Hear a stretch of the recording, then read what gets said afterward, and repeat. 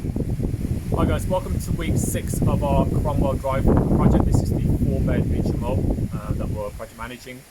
So there's actually been quite a bit of progress this week. So what I'll do is I'll jump behind the camera again and then Ashley will walk you guys through at the front. Cheers Stu. So what I'll do is we get straight in because it's a little bit windy in here. But before we do that, I just want to bring your attention to brand new UPVC front door, which just sets off the front of the property very nicely. So let's step in. We walk straight in and we'll just quickly blast through each room because you guys have already got a good idea of what we do in here and what we want to get done. So you can see we've got fire rated door frame there, fire door. Everything has been stripped out here. We haven't stripped out the meter yet because we need to move it. So we're waiting for Cadence, the gas supply, to actually come so they can safely move it. They're the only ones that can remove it. So we're waiting for that to happen. Step into here. As I would have shown you a few weeks ago, already we've done the rewiring throughout the house and you see the new RCD there. We actually need to decide where we're going to put the CCTV unit. That's correct. So the CCTV unit actually potentially would go in there because we put the internet in there as well.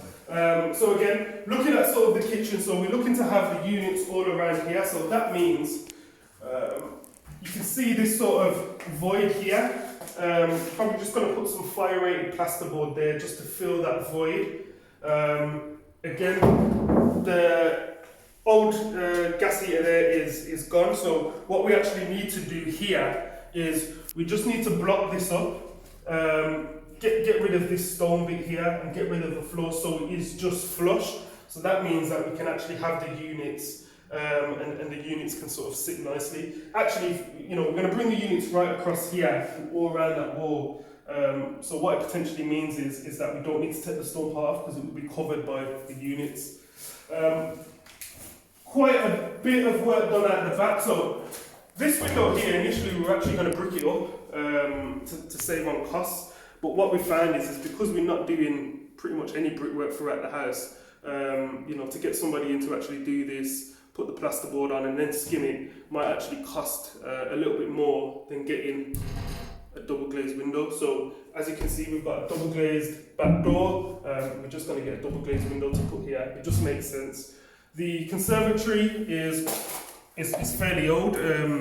From the original videos, you would have seen us sort of umming and ahhing about whether we're going to keep it. Now, because of who our end users are going to be, we actually don't want to keep it because, for one, it's not up to sort of the current standards. It's not modern by any stretch of the imagination. So we are just going to get rid of that. But you can see now we have garden space. So we've done our first sort of cut and clean of the garden. We've got rid of the shed and all the contents of it, and that's why I skip out the front full. So you can start to see the garden taking shape. So we're just going to keep this garden as low maintenance as possible, and we're going to obviously give it another clean up when we get to it. So we'll walk up. So next sort of big thing to go is going to be this stair lift. We've kept it in there because we're going to need another skip, to be fair. What I'll do is I'll finish in there actually too. So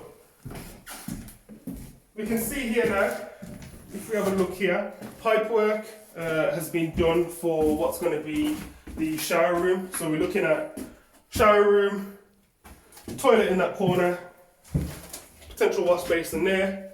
This will all be bricked up, and a doorway will go in here to that toilet, which we can keep. Obviously not that toilet, but the position. So fire doors up, fire frames in here. Only bit of work we have to do in here in terms of wiring is the wiring to get the smoke alarm, which you can see we can position there. We've took out the old, I don't even know whether there were some old electrical heaters. I've never seen them before in my life, really old, but you can see we've taken them out. So we've got a little bit of a void here where it looks like it was like an old school flue. So we need to sort of box this up from the outside as well, make it good. In this room, you can see the walls are in great shape. Realistically, we would have liked to just replaster the walls and just skim them. But again, you know, we're trying to keep costs down on this build. So what we're going to be doing is just repairing the walls, making good, sanding down, and then we're just going to paint over it. You can see brand new UPVC windows here at the front. The only addition we're going to make to this is window closers. Restrictors. Window restrictors, sorry. Getting my words mixed up. Step in. Now, you can see this area here where we had one smaller room and a larger room. So this is now starting to take shape. So step in. So you can see the entrance to one of the rooms. Again, fairly large room. And we've now got the plasterboard up. So this is just ready to be skimmed. This is just going to be finished up. But yeah, looking good. You can see it's a decent sized room. As with all the rooms that we do on our properties, we always aim to make the rooms 10.22 square meters or above. That means that they're eligible to be 2-person rooms. So we always, on our developments and our investor developments, advise that where we can. And even going back right to the sourcing stage too, that's actually what we look for. We would never really look for properties where we're going to be stuck with a single room. If it's maybe a single room out of 4, but it's still a decent size, sort of 7 or 8 square meters, for us that's acceptable. But we generally like to go for the larger rooms. And then if we step into here, you just watch your foot into, so you can see fresh plasterboard here to create this room. So previously where you're stepping into, actually right where you are, would have been the walk-in wardrobe for this room, or the old cupboard, should I call it. So you can see the space now. So we've utilised that space. So as you walk into the room, you open up into this area here. Now, we obviously need a little bit of pipe work here for the radiator, but other than that, again, it's fairly straightforward.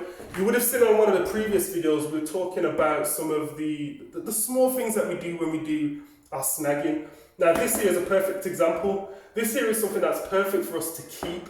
Reason being, we're going to be putting blinds into this property, but if we leave this piece of wood here, if later on down the line a tenant decides that they want a curtain rail, they can actually just go straight into here. They can drill into here, they can drill into there as many times as possible without actually damaging the underlying wall, which is a bonus for us. So it's just the small things there that we do that ensure we keep things consistent, and we try and ultimately keep the integrity of the property for as long as possible. Other than that, I think we are pretty straightforward on this one. I think we should have a look at the garden from this angle. That's all chopped down. Yeah. That's nice back. So yeah, low maintenance garden as ever. So apart from that, I think that's a decent update for this one. Yep. Okay, hopefully that's been helpful, and we'll see you guys next week. See ya.